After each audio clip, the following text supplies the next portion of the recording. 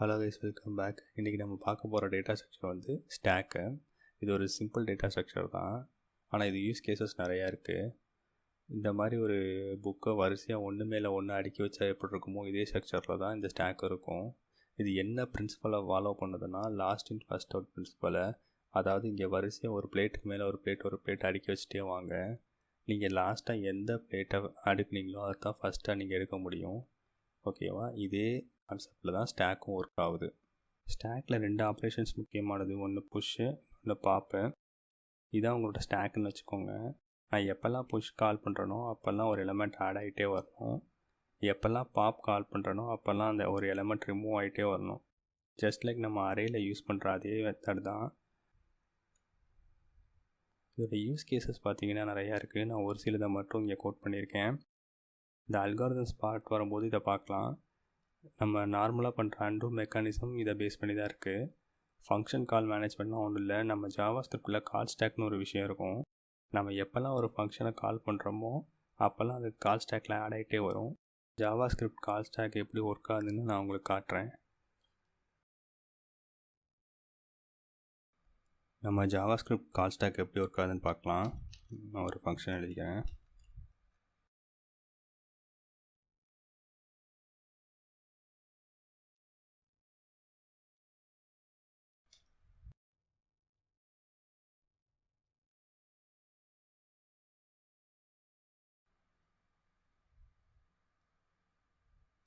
இதையே காப்பி பண்ணி பேஸ்ட் பண்ணிக்கலாம்.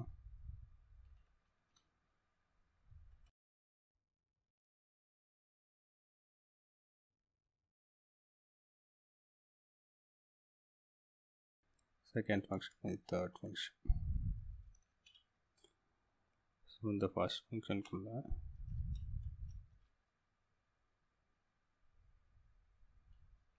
செகண்ட் ஃபங்க்ஷனை கால் பண்ணுவோம். செகண்ட் ஃபங்க்ஷனுக்குள்ள தேர்ட் கால் பண்ணுவோம்.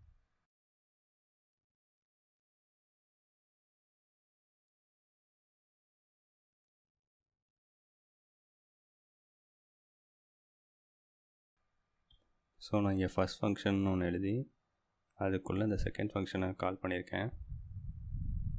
இது வந்து செகண்ட் ஒன்.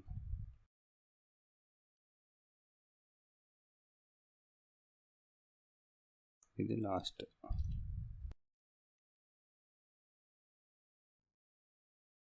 அதே மாதிரி செகண்ட் ஃபங்க்ஷனுக்குள்ளே இந்த தேர்ட் ஃபங்க்ஷனை கால் பண்ணியிருக்கேன்.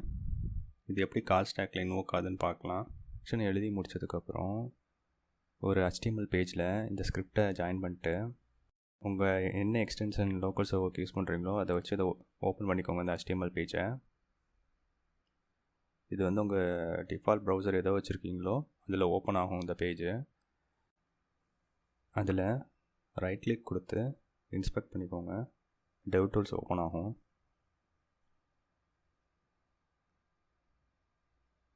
ஓகேவா? இதில் சோர்ஸஸ் ஒன்று இருக்கும், அதை கொடுத்துக்கோங்க. அதில் பார்த்தீங்கன்னா உங்கள் ஸ்கிரிப்ட் ஜேஎஸ் இப்படி இந்த இடத்துல இது இல்லைன்னா இந்த ஸ்கிரிப்ட் ஜேஎஸை கிளிக் பண்ணிங்கன்னா இந்த இடத்துல வந்துடும். இங்கே நீங்கள் பிரேக் பாயிண்ட் செட் பண்ணணும். நான் இந்த ஃபர்ஸ்ட் ஃபங்க்ஷன் இருக்குல்ல அந்த இடத்துல இந்த 14க்கு நேராக இந்த இதை ஹவர் பண்ணிங்கன்னா இந்த மாதிரி ஒரு சிம்பிள் உங்களுக்கு வரும். அதை ஒரு கிளிக் பண்ணிங்கன்னா ப்ளூ கலரில் பிரேக் பாயிண்ட் செட் ஆயிரும். இப்போ திரும்ப உங்கள் ஸ்கிரிப்ட் ஜேஎஸ் ஃபைலுக்கு போங்க. அங்கே போய்ட்டு ஒரு Ctrl+S கொடுத்து சேவ் பண்ணிட்டு இப்போ திரும்ப ப்ரௌசர் வந்தீங்கன்னா இது ஒர்க் ஆக ஆரம்பிச்சிடும். இப்போ அந்த ஸ்டெப்ஸுன்னு இருக்கும், அதை நீங்கள் கிளிக் பண்ண உங்கள் கால் ஸ்டாக்கில் இந்த ஃபங்க்ஷன்ஸ் ஆட் ஆகிறத நீங்கள் பார்க்கலாம். ஸோ இங்கே ஒரு பிரேக் பாயிண்ட்டு ஃபஸ்ட் ஃபங்க்ஷனில். இதுதான் நம்ம கால் ஸ்டாக். ஓகேவா? இந்த ஸ்டெப்பை ஒவ்வொன்றா கிளிக் பண்ண இந்த கால் ஸ்டாக்கில் ஒவ்வொரு ஃபங்க்ஷனும் ஆட் ஆகிறத நீங்கள் பார்க்கலாம். ஓகே, நான் இப்போ ஃபஸ்ட் கிளிக் பண்ணுறேன். பார்த்தீங்கன்னா நமக்கு ஃபஸ்ட் ஃபங்க்ஷனுக்குள்ளே வந்துடுச்சு ஸ்டாக்கில். இப்போ திரும்ப கிளிக் பண்ணுறேன். செகண்ட் ஃபங்க்ஷன் ஆட் ஆகிடுச்சு. திரும்ப கிளிக் பண்ணுறேன். இப்போ தேர்ட் ஃபங்க்ஷன் ஆட் ஆகிடுச்சு. ஓகேவா? நம்ம கால் ஸ்டாக்கில் இப்போ 3 ஃபங்க்ஷன் இருக்குது. ஃபஸ்ட்டாக கால் பண்ணது கீழே வந்துடுச்சு. அதுக்கு மேலே செகண்ட் ஃபங்க்ஷனு, அதுக்கு மேலே தேர்ட் ஃபங்க்ஷன். ஓகே, நான் இப்போ திரும்ப ஸ்டெப் பண்ணேன்னா இந்த தேர்ட் ஃபங்க்ஷன் எப்போ உங்களுக்கு லாஸ்ட் ஒன், அதாவது எப்போ ரிட்டர்ன் ஆகுதோ அது கால் ஸ்டாக்கை விட்டு பாப் ஆயிரும். இப்போ திரும்ப கிளிக் பண்ணலாம். இந்த லாஸ்ட் ஒன் வந்துடுச்சு. இப்போ பாருங்கள், கால் ஸ்டாக் அவுட்டு தேர்ட் போயிடுச்சு. இப்போ நான் திரும்ப கிளிக் பண்ணுறேன், செகண்ட் வந்துச்சு. இப்போ திரும்ப கிளிக் பண்ணால் செகண்ட் ஃபங்க்ஷன் பாப் ஆயிரும், கால் ஸ்டாக் அவுட்டு. இப்போ வந்து செகண்ட் ரிட்டர்ன் ஆனதுக்கப்புறம் ஃபஸ்ட்டு மட்டும் இருக்குது. நான் திரும்ப கிளிக் பண்ணுறேன், நமக்கு ஃபஸ்ட்டு ரிட்டர்ன் ஆயிடுச்சு. ஸோ அடுத்து கால் ஸ்டாக் அவுட்டு ஃபஸ்ட்டும் வெளியே போயிடும். நம்ம இந்த ஸ்டாக் டேட்டா ஸ்ட்ரக்சர் ஜாவாஸ்கிரிப்டில் எப்படி யூஸ் ஆகுதுன்னு பார்த்தோம். அடுத்து இதை எப்படி நம்ம இம்ப்ளிமெண்ட் பண்ணலாங்கிறத பார்க்கலாம். இந்த ஸ்டாக் டேட்டா ஸ்ட்ரக்சரை நம்ம ஜாவாஸ்கிரிப்டில் அரே யூஸ் பண்ணி தான் இம்ப்ளிமெண்ட் பண்ண போகிறோம். இதெல்லாம் நம்ம எழுத போகிற ஃபங்க்ஷன்ஸு. புஷ்ஷும் பாப்பும் உங்களுக்கு ஏற்கனவே தெரியும். புஷ் மெத்தடை கால் பண்ணும்போது ஒரு எலமெண்ட் ஸ்டாக்கில் ஆட் ஆகணும். பாப் கால் பண்ணும்போது ஒரு எலமெண்ட் ஸ்டாக்லேருந்து ரிமூவ் ஆகணும். பீக்னா லாஸ்ட்டாக என்ன எலமெண்ட் ஆட் பண்ணோமோ அதோட வேல்யூ ரிட்டர்ன் ஆகணும். எம்டினா ஸ்டாக் எம்டியாக இருந்தால் ட்ரூன்னு ரிட்டர்ன் ஆகணும். சைஸ்னால் எவ்வளோ எலமெண்ட் ஸ்டாக்கில் இருக்குங்கிறது பிரிண்ட் ஆகணும். இதுதான் இதோட பேசிக் ஆப்ரேஷன்ஸு. இது தாண்டி என்ன இருக்குன்னா, ஸ்டாக்கில் 2 விஷயம் இருக்குது. ஒன்று அண்டர் ஃப்ளோ, இன்னொன்று overflow. Stack overflow ஆகுதுன்னா, இங்கே வந்து ஜாவாஸ்கிரிப்டில் நமக்கு அரே வந்து டைனாமிக்கான சைஸில். சில ப்ரோக்ராமிங் லாங்குவேஜஸில் பார்த்தீங்கன்னா குறிப்பிட்ட வேல்யூ கொடுத்து தான் நம்ம அரே வந்து இம்ப்ளிமெண்ட் பண்ணுவோம், அதோட சைஸ் கொடுத்து தான். ஸோ அந்த மாதிரி விஷயத்தில் ஸ்டாக் ஓவர் ஃப்ளோ ஆக வாய்ப்பு இருக்குது. ஏன்னா 10 எலமெண்ட்ஸ் தான் நம்ம ஆட் பண்ணுங்கும்போது நம்ம அதை விட எக்ஸஸாக ஆட் பண்ணும்போது உங்களுக்கு ஒரு எரர் காட்டும். அதே மாதிரி அண்டர் ஃப்ளோனா இல்லாத ஸ்டாக்கில் நம்ம பாப் பண்ணிட்டே இருந்தோம்னா, எலமெண்ட் ரிமூவ் பண்ணிருந்தோம்னா அது அண்டர் ஃப்ளோ தான் கான்செப்ட்டு. இந்த மெத்தட்ஸ்னால் நீங்களே ட்ரை பண்ணி பாருங்கள். நார்மலாக அரேயில் உள்ள மெத்தட்ஸ் தான் இது எல்லாமே. அடுத்து இந்த ஸ்டாக் வந்து எப்படி இம்ப்ளிமெண்ட் பண்ணுறதுன்னு நான் கோடிங் செக்ஷனில் பார்க்கலாம். இம்ப்ளிமெண்டேஷன் பார்க்கலாம். நான் இங்கே ஜாவாஸ்கிரிப்டோட அரே தான் யூஸ் பண்ண போகிறேன். இதுக்கு நீங்கள் லிங்க் லிஸ்ட் கூட யூஸ் பண்ணலாம். அதில் நமக்கு அரேயில் வந்து ஏற்கனவே புஷ் பாப் மெத்தட்ஸ் இருக்கனால அது ஈஸியாக இருக்கும். ஸோ நம்ம அதை யூஸ் பண்ணிக்கலாம். கிளாஸ் ஸ்டாக்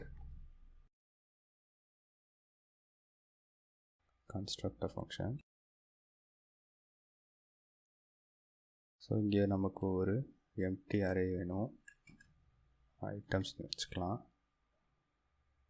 இப்போ நம்ம புஷ் மெத்தட் எழுதலாம். இந்த ஃபங்க்ஷன் கால் ஆச்சுன்னா நமக்கு ஒரு எலமெண்ட் இந்த ஸ்டாக்கில் ஆட் ஆகணும். So this dot items dot push. நம்ம புஷ் மெத்தடில் ஆர்குமெண்ட் பாஸ் பண்ணுவோம். ஸோ இதை நம்ம இங்கே கொடுத்துடலாம்.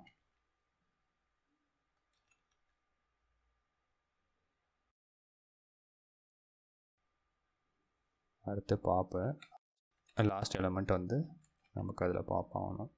லாஸ்ட்டாக என்ன இன்சர்ட் பண்ணமோ அதுதான் ஃபஸ்ட்டாக ரிமூவ் ஆகணும். So this dot items dot pop. So இந்த மெத்தட் கால் பண்ணும்போது லாஸ்ட்டாக உள்ள எலமெண்ட் வந்து ரிமூவ் ஆகும். அடுத்து வந்து பீக்கை இங்கே ரிட்டர்ன் கொடுத்துக்கலாம்.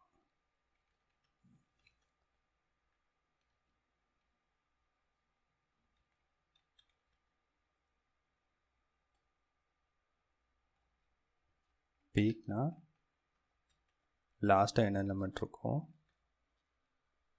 அது நமக்கு பிரிண்ட் ஆகணும். ஸோ அதை நம்ம இண்டெக்ஸ் வச்சு ஆக்சஸ் பண்ணிக்கலாம். This dot items dot length -1.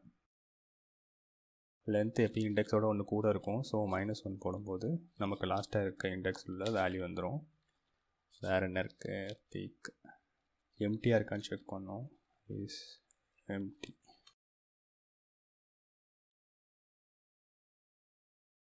அதுக்கு ஜஸ்ட் ரிட்டர்ன் லென்த்தை செக் பண்ணாலே போதும். திஸ் டாட் லென்த் ஒரு 0. ஸோ இது எம்டியாக இருந்துச்சுன்னா நமக்கு ட்ரூன்னு வரும்.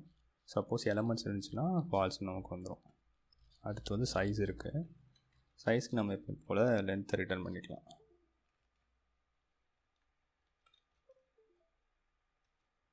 Return this dot length. அவ்வளோதான். இப்போ செக் பண்ணி பார்ப்போம்.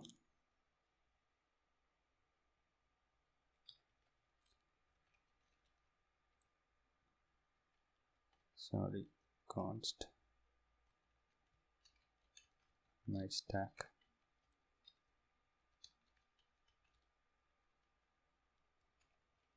ஓகே, நமக்கு இப்போ இன்ஸ்டன்ஸ் வந்துடுச்சு. my stack dot push. my stack dot pushனா நம்ம வந்து இப்போ ஒன்று பாஸ் பண்ணலாம்.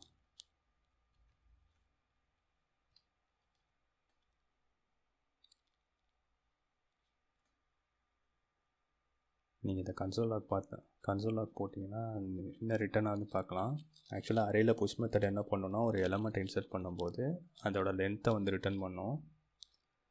ஸோ இப்போ செக் பண்ணி பார்க்கலாம்.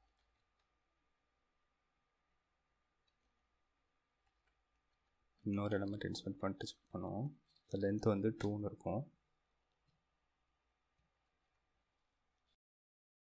ஸோ நமக்கு 2 ரிட்டர்ன் ஆயிடுச்சு. 2 எலமெண்ட் இருக்குது. ஓகே, இப்போ நம்ம பாப் செக் பண்ணி பார்க்கலாம்.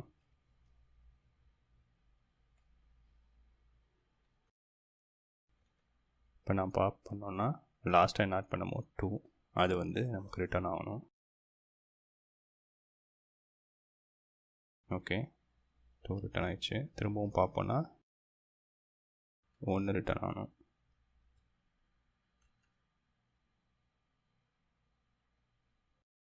ஓகே, இப்போ 1 ரிட்டர்ன் ஆயிடுச்சு. இப்போ ஆக்சுவலாக எம்டியாக இருக்கும். எம்டியாக இருக்கான்னு செக் பண்ணி பார்ப்போம். Is empty.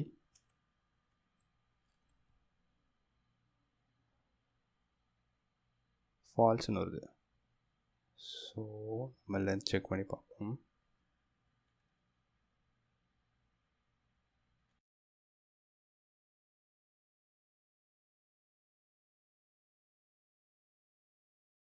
this dot length, sorry, this dot items dot length. அதனால தான் நமக்கு வந்து ஃபால்ஸ்னு வந்திருக்கு.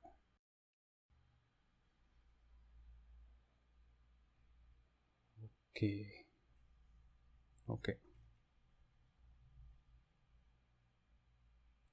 ஓகே ஃபஸ்ட்டு நம்ம 1 புஷ் பண்ணோம். ஒரு எலிமெண்ட் மட்டும் இருக்கும். ஸோ அடுத்து 2 புஷ் பண்ணோம். இப்போ 2 எலிமெண்ட்ஸ் இருக்கும். ரெண்டையுமே பாப் பண்ணிட்டோம். எம்டியாக இருக்கான்னு செக் பண்ணுறோம். ஆமாம், எம்டியாக இருக்குன்னு வந்துடுச்சு. சைஸ் பார்க்குறோம் 0. ஸோ இப்போ நீங்கள் திரும்ப பாப் கால் பண்ணிங்கன்னா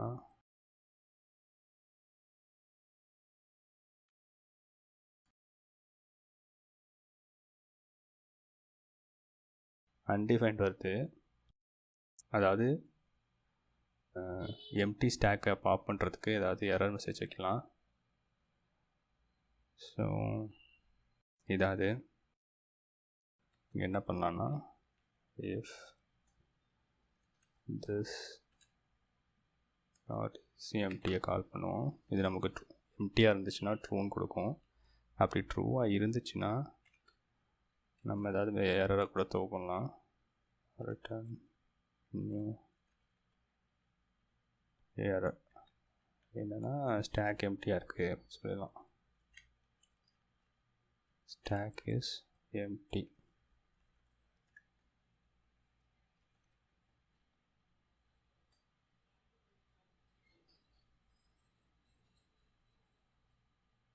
ஸோ இங்கே பார்த்தீங்கன்னா நான் அன்டிஃபைண்டுக்கு பதில் இப்போ என்ன நம்ம பாஸ் பண்ண எரர் வருது, ஸ்டாக் இஸ் எம்டின்னு. ஓகே, அவ்வளோதான். இந்த ஸ்டாக்கில் இருக்கிற எல்லா ஆப்ரேஷனும் O(1) தான். எல்லாமே கான்ஸ்டன்ட் டைம் தான். நம்ம 2 விஷயம் நான் சொல்லியிருந்தேன், ஸ்டாக் ஓவர்ஃப்ளோ அண்ட் அண்டர்ஃப்ளோன்னு. ஓவர்ஃப்ளோ வந்து ஒரு ஸ்டாக்கோட சைஸ் ஃபுல்லானதுக்கப்புறம் நம்ம எலமெண்ட்டை புஷ் பண்ணோன்னா வர எரர் தான் ஸ்டாக் ஓவர்ஃப்ளோ. அதே மாதிரி அண்டர்ஃப்ளோங்கிறது எலமெண்ட்டே இல்லாமல் வெறும் எம்டி ஸ்டாக்கை நம்ம பாப் பண்ணிருந்தோம்னா அது வந்து அண்டர்ஃப்ளோ. நம்ம இங்கே அண்டர்ஃப்ளோவை அட்ரஸ் பண்ணோம், ஆனால் ஓவர்ஃப்ளோவுக்கு அட்ரஸ் பண்ணல. காரணம், நான் ஜாவா ஸ்கிரிப்ட் வந்து சைஸில் டைனாமிக்கு. ஆனால் சில ப்ரோக்ராமிங் லாங்குவேஜில் பார்த்தீங்கன்னா அரேக்கு வந்து சைஸ் இருக்கும். முன்னாடி நீங்கள் இனிஷியேட் பண்ணும்போதே நீங்கள் சைஸ் கொடுப்பீங்க. அந்த மாதிரி நேரத்தில் நீங்கள் அதை கண்டிப்பாக அட்ரஸ் பண்ணி ஆகணும். அதுக்கு நீங்கள் என்ன செக் வைக்கலாம்னா, அதாவது அந்த சைஸ் வந்து உங்கள் லென்த்தை மீட் பண்ணிடுச்சுன்னா நீங்கள் ஒரு எரர் த்ரோ பண்ணலாம். இந்த மாதிரி ஸ்டாக் ஃபுல்லாக இருக்குது, நீங்கள் புஷ் பண்ண முடியாதுன்னு. ஸோ இதை நீங்கள் பார்த்துக்கோங்க. அடுத்து நம்ம ரன் பண்ண ஆப்ரேஷனோட டைம் காம்ப்ளெக்சிட்டி சம்மரி தான் இது. எல்லாமே கான்ஸ்டன்ட் டைம் ஆப்ரேஷன் தான்.